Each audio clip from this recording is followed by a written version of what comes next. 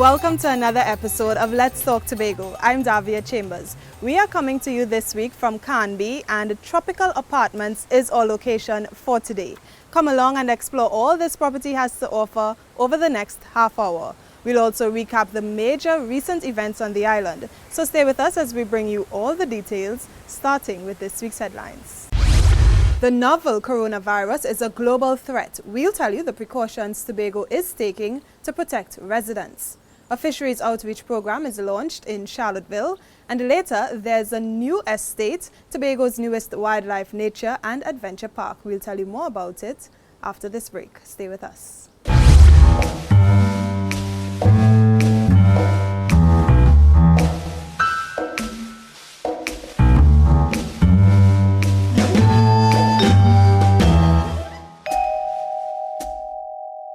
Tropical Apartments is owned and operated by Miss Gillian Gibson. She's had a long interest in accommodations, especially the diving sector, so it was little surprise that she constructed this property. Now, in our first story, there are no reported cases of the novel coronavirus in Trinidad and Tobago. However, Tobago's healthcare providers are taking precautions to protect residents of the island. Omadara Mills tells us more. The novel coronavirus outbreak appeared in Wuhan, China in December 2019. Since then, there have been more than 24,000 confirmed cases, resulting in over 700 deaths. The new virus has now reached more than 20 other countries, with over 190 confirmed cases, and the numbers continue to rise. The virus is part of a large, long-standing group of coronaviruses that have different strains. They cause infections ranging from the common cold to the more threatening severe acute respiratory syndrome, SARS. The novel coronavirus strain exhibits symptoms similar to the flu. The common symptoms tend to be fever, cough, shortness of breath, and difficulty breathing. It can also cause severe disease, leading to pneumonia, severe acute respiratory syndrome, kidney failure, and death. To date, there haven't been any confirmed cases of the novel coronavirus in Trinidad and Tobago. However, the Division of Health, Wellness and Family Development, through the Office of the County Medical Officer of Health, isn't taking any chances. We would get advance information as to if there's someone who has traveled from China on a flight. We make sure and screen those flights, and we can demonstrate to you the infrared thermometers that are being used. So we're screening persons, all passengers on such a flight, to see if anyone has a fever.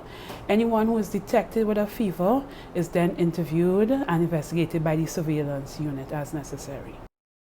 Awareness sessions have been held with several key agencies.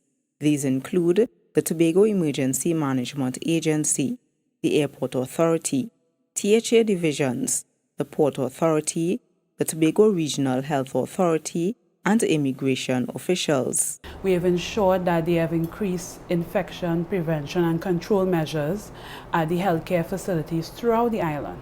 In addition to sharing information with the private physicians on the island via email, we will be having a meeting with them so that we make sure that all healthcare providers on the island have the capacity, if a case were to occur, to know how to manage the case.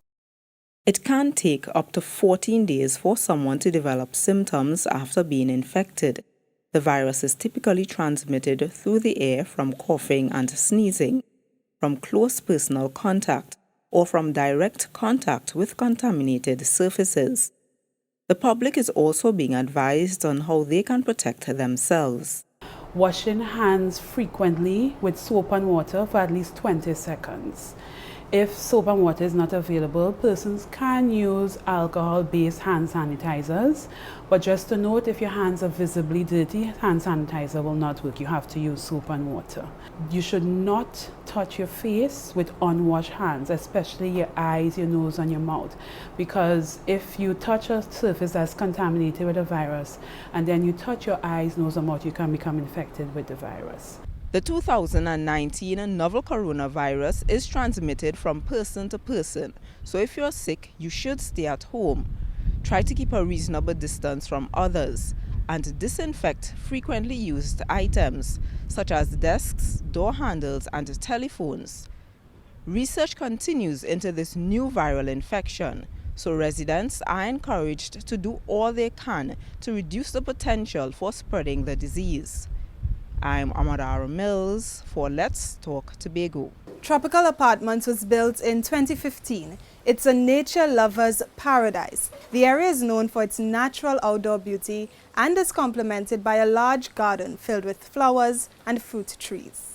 Also bearing fruit is the island's tourism marketing effort. Visitor arrival numbers are currently on the rise. The island is also seeking special certification that will boost tourism and help protect the environment. Here are the details.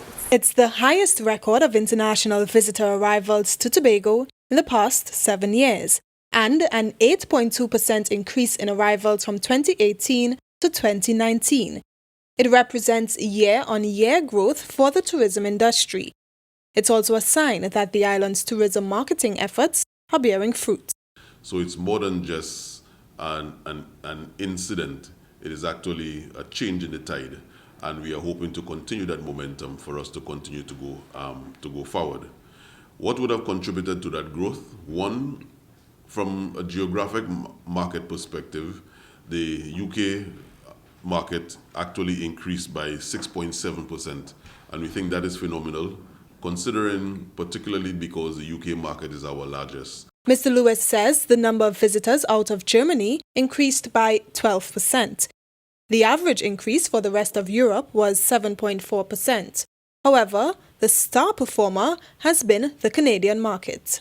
We saw arrivals gone up by a couple 100%, but more importantly, an increase of 1,948 visitors. That is clearly associated with the strategic alignment between our marketing in Canada, the Sunwing property, the Sunwing airline, and the Starfish property. This year, the agency also partnered with National Geographic Traveler. The CEO says this is bringing benefits to Destination Tobago. The National Geographic Explorer has a content hub that features videography as well as still images of excellent experiences with regard to the tourism product in Tobago.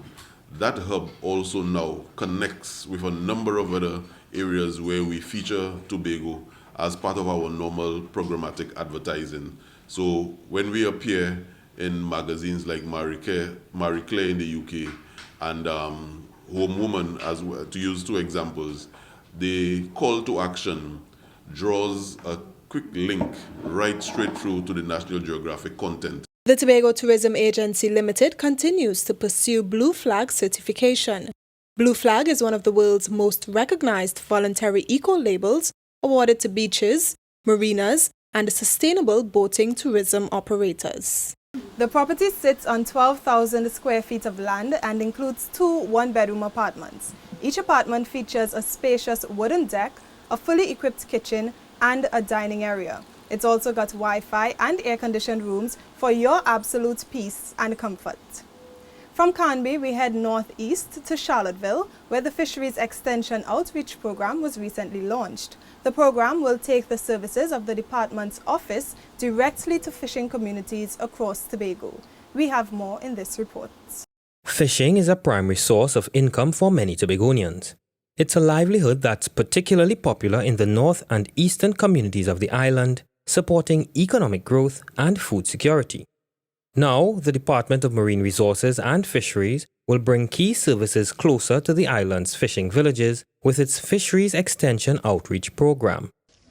This program, you will learn at the end of the day the various entities, what they are bringing to the table, how they can benefit the community, how they can benefit the fisher folk. And I know that we'll all learn something, not only to improve our lives, but also to improve the lives of our friends and our families. The program brings together the resources of several key stakeholders in the fisheries industry. They include the Agricultural Development Bank, Tobago Emergency Management Agency TEMA, Marine Safety Training and Consultants Limited, and the Caribbean Fisheries Training and Development Institute. So this is to show allows us to fund those people along that value chain and meet all their needs. So whether it's for working capital, to construct boats and nets, to purchase engines, we're looking at the new technologies, the four-stroke technology, which is more eco-friendly because, you know, we're having issues with climate change and declining fish stocks. Fishing is also a risky job, so safety will be a major focus of the program. We are here to make sure that the fishermen take the advisories and the warnings from TEMA and the Trinidad and Tobago Meteorological Office seriously. We are focusing heavily on training for the fisher folks in terms of survival at sea, safety at sea, ensuring the safety of the fisher folks that when they leave to go to sea, that they are able to return home safely to their families at the end of the day. The Fisheries Outreach Program was launched at the Charlottesville Fishing Facility and will be hosted in other communities in the future. I'm Kern DeFreitas for Let's Talk Tobago. So we have to take a break, but when we return, Moriah residents get to know their numbers. We'll tell you more when Let's Talk Tobago returns.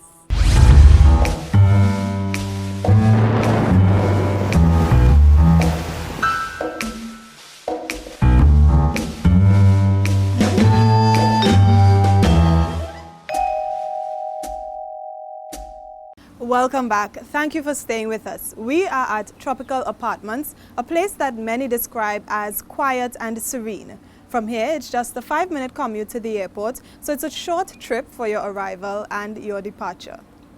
Now this.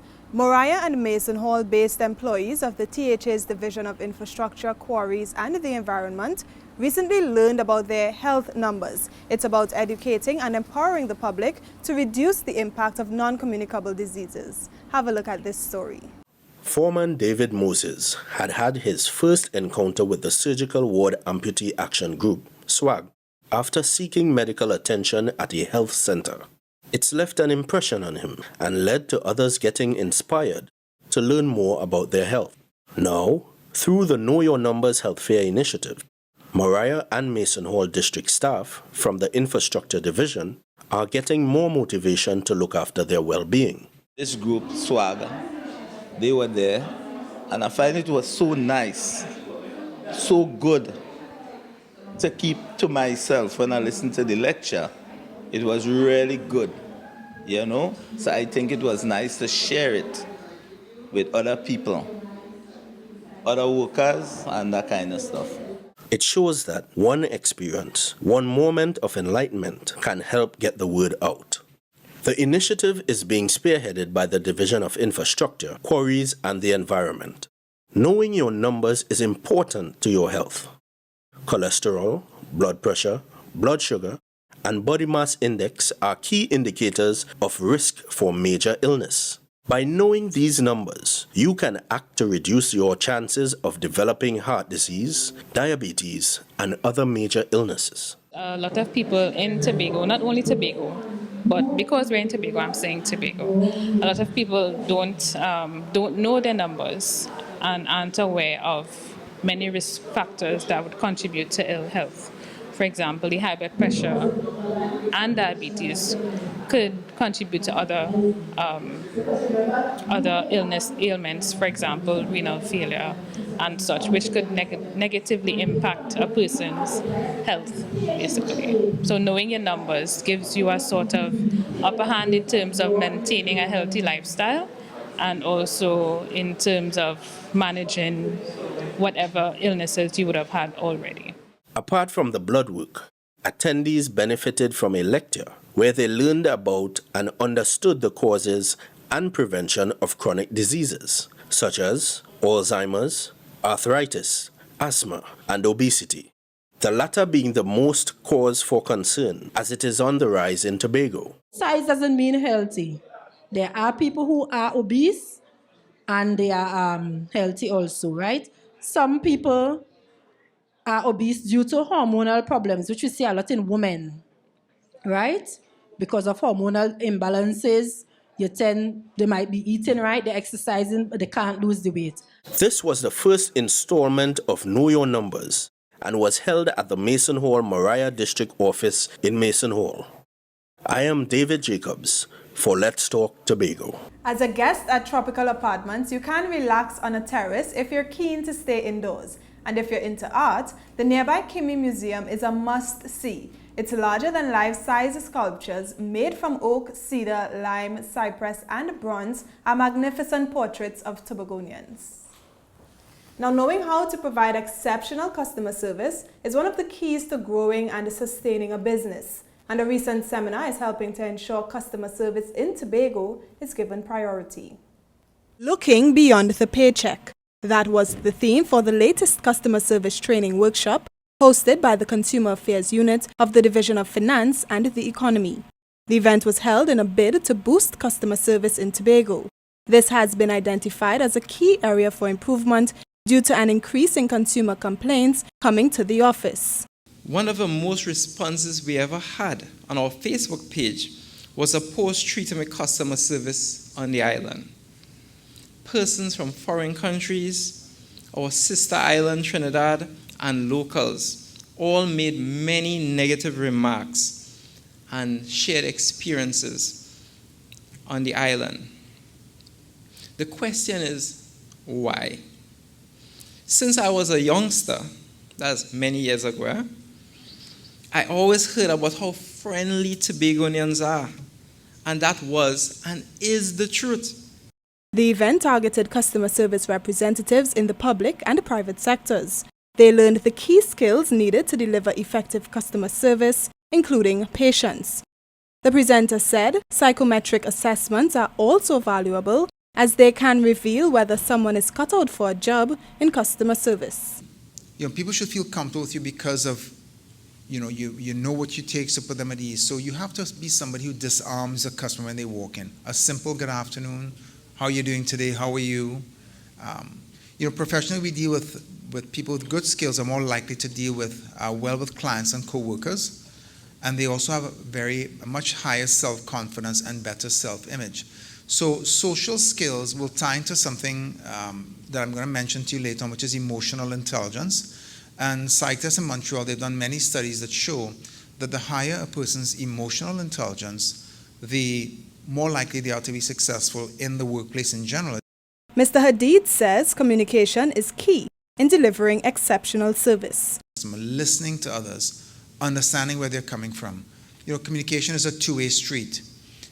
So you have to look at body language. You have to look at, what impression people are making on you.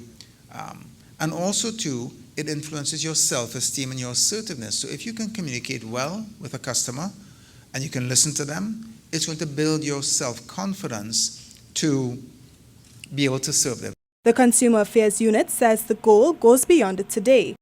This means they will continue their efforts to improve customer service on the island.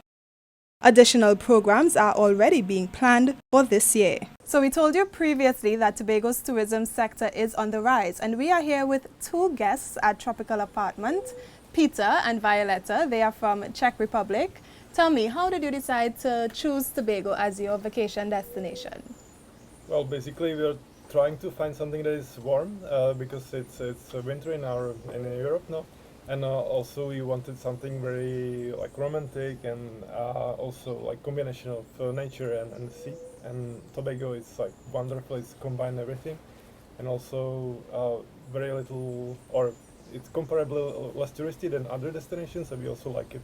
Okay. And what are your thoughts on Tobago, Violetta? It's wonderful here. We really enjoy it. We like it. We like the weather. It's interesting. It's changing so well. But we have sun every day, and we are looking forward maybe to come again. Oh, wonderful! We really like it. Yeah. And how are you enjoying your stay at Tropical Apartments? It's very good. Yeah, it's the best. I think it cannot be better because we have everything what we need.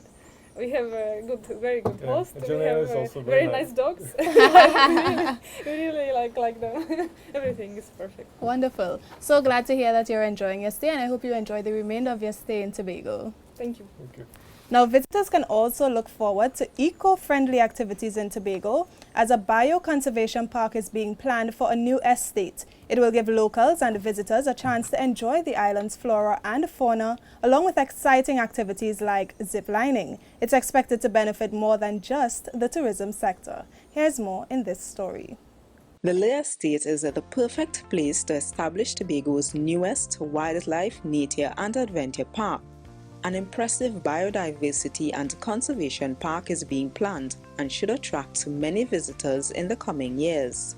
The 140-acre property is already attractive with its rich variety of flora and fauna.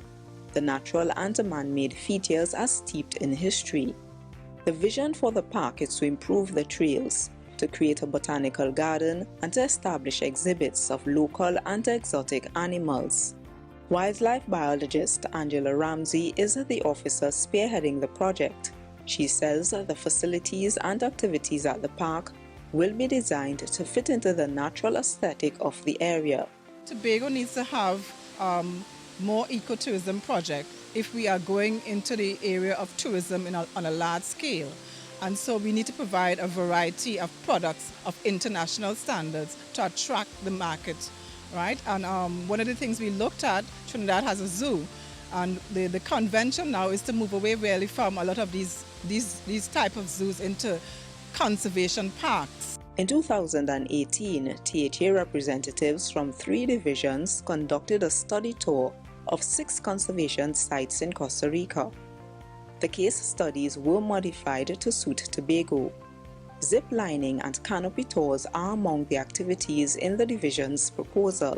It was the ideal area in terms of the available space, the natural features, the waterfall, the rivers, the wildlife, the fauna, the flora, and so on. And also it has a nice composition where we can be able to do cross-sector linkages. We can have agro-tourism. We can have the ecotourism, we can have the biodiversity conservation, we can have the adventure tourism, and we can have the research and cultural tourism. Residents, environmental groups, the THA and the private sector will all have roles in this conservation initiative. So it adds more protection to our natural resources, our wildlife resources, and it also is going to be generating revenue for the community and for Tobago and the national community on a whole. We would have employment, we would be having research students networking, so it means that we would have more university interests and stuff, right? So the benefits are wide and far-reaching. The feasibility study, which is in the first stage of phase 1, is expected to be completed this month. The project will take about 3 to 5 years. The plan is to open the park in stages once completed areas are safe for public use. I'm Amadara Mills for Let's Talk Tobago. Coming up next, Tobago's carnival is under the microscope through the Mud Not Beads seminar. We have more on this right after this break. Stay with us.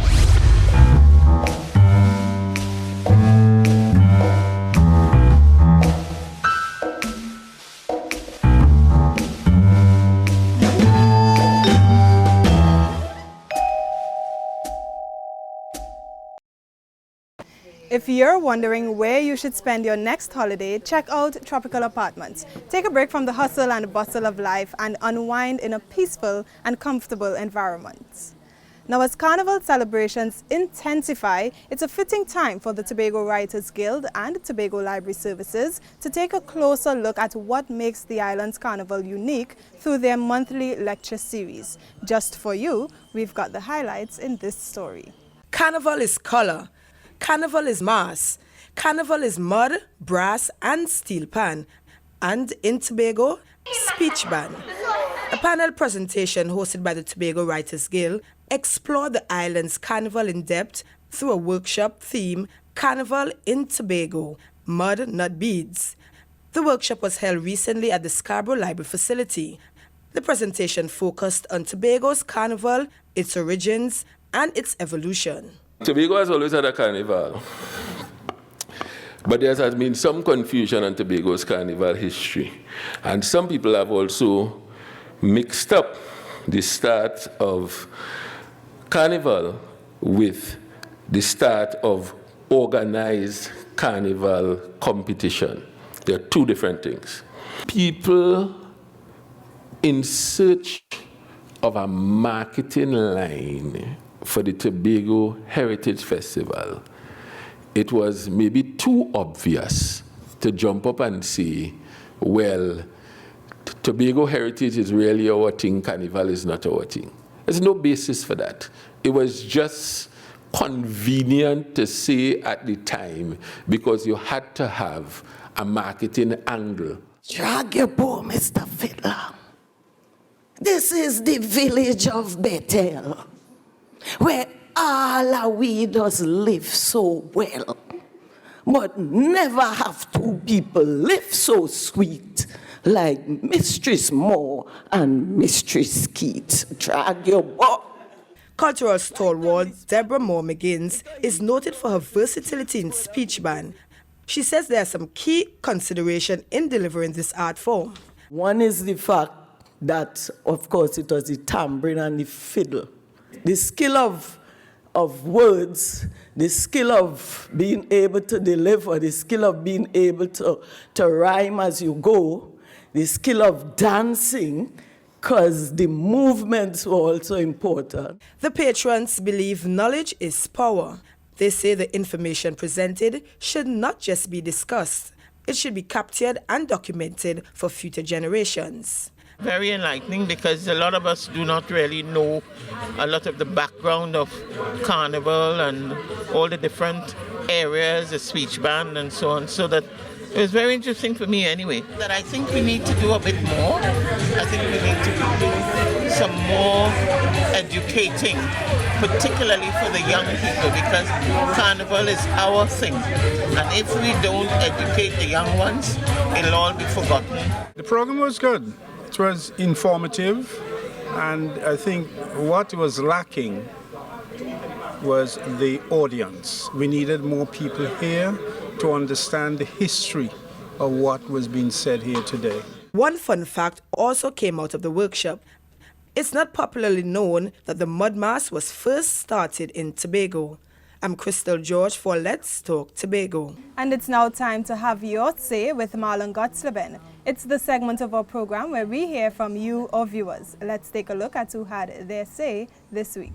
I want to ask a question. What do you want to say? You know it's A? It's when you're spelling things. That's a quick question. Nothing. That's not hold on. I'm waiting for the money for the question now. It's that time again. It's have your say time again, and today we're on the arts, soca and calypso. I personally think that last year had better soca music compared to this year. So this leads us to our question. What are your thoughts on the 2020 soca releases, and is calypso a dying art form? Here's what you said. I supported that. The calypso is not nice again, man, quite honestly. It's all about money now. They turn it to money. It's not about pleasing people at all. That form of calypso is not dying. What's dying is the people's self-esteem. People in this country have an inferiority complex when it comes to other cultures. If you ask the average person, young person, to sing a song today, they're either going to sing like a Jamaican, they're either going to sing like a black American, and as I was saying, or something else. Well, you could say calypso dying because it don't really have a shadow and a kitchen wrong again. The music has changed. It is not as exciting as it was last year, or even in the late 70s, early 80s and 90s. For Carnival, it is not as exciting as you usually would see it. That's not hold on. We've come to the end of yet another edition of Let's Talk Tobago. And as always, we thank you for watching. Please email us with your comments or queries about the program, and be sure to visit our website, like our Office of the Chief Secretary Facebook page, follow us on Instagram and Twitter, and subscribe to our YouTube channel. For more information on tropical apartments, you can contact 763-1731 or send your emails to gibsongillian707@gmail.com. From our house to yours, I'm Davia Chambers, along with the Department of Information, Office of the Chief Secretary, Tobago House of Assembly, wishing you a safe and fantastic week.